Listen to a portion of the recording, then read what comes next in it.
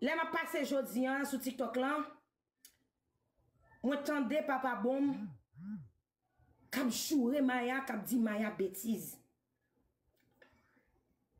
M'di c'est pas Maya pam non.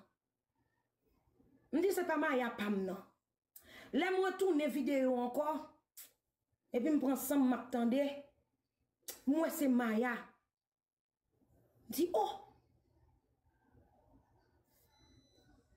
M'di Maya pas jamais dit au moun même nan med là. M'di Maya qui tellement respectueuse là. M'di Maya qui toujours a bay moun ti vidéo pour retirer stress là. Maya pas jamais manque moun dégâts. M'di non. Ça c'est pas Maya pam non. C'est pas Maya pam non. M'prend ensemble, m'tendais. La traité Maya de vente il traité Maya de vente caca, de vente caca, et il traité Maya de jol, ceci, jol calambert, et tamboucha, vente tamboucha, c'est pas des bêtises. Li pas dit Maya. Papa bon, mon petit bagay. Mon petit bagay. Ou gon sel folie Jimmy Danger. Ou son duplicate. Vous entendez? Ou c'est un duplicate. Ou son ti sousou. Ou son ti massissi. Ou entendez ça m'a dit? Ou son ti sousou. Ou c'est un ti massissi. C'est caca wap di. Moi m'ton ti bagay. Ou pas besoin à l'école pour dire caca.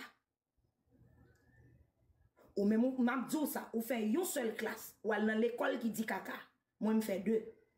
Maintenant, ni ça qui dit caca, et maintenant, ni ça qui apprend moi, écrit nom non, fait tout ça, j'ai besoin de faire. Ça veut dire, me fait tous les deux. Me fait tous les deux. Ou yon seule folie, Jimmy Danger fait caca. Faire rancer dans figi moun.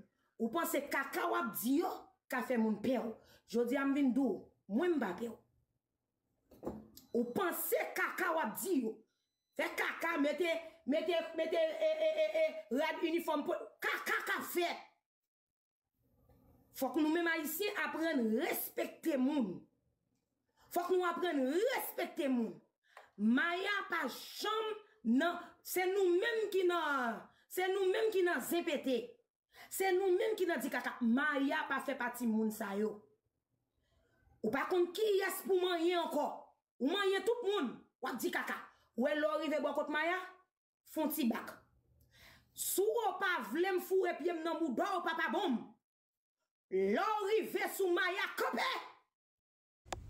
I don't need to comment at Timon.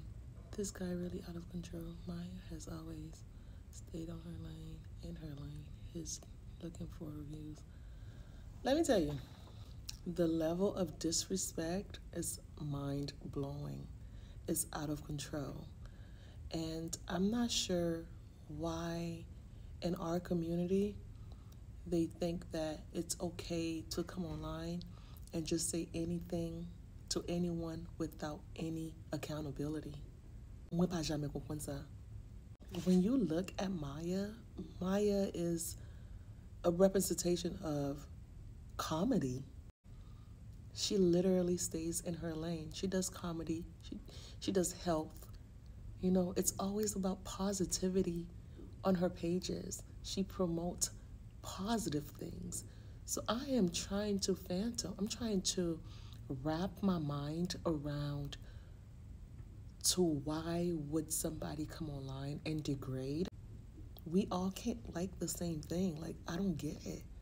It has to be accountability across the board because they are out of line. Oh, he is out of line. Ridiculous.